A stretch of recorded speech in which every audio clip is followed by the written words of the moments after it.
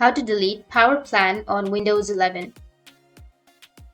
So if you want to delete your power plan on your Windows 11, then what you need to do is you just need to simply go with your search and search for command prompt. Go with run as administrator, click on yes, and here you need to enter a command which is powercfg space / list. And after that hit the enter and it will list you the power plant. So I have balanced and the ultimate performance. Now if you want to delete any one of these, then what you need to do is go with the next command, which is powercfg space -delete, and then you need to copy the number from here. So just copy these and then paste it right here.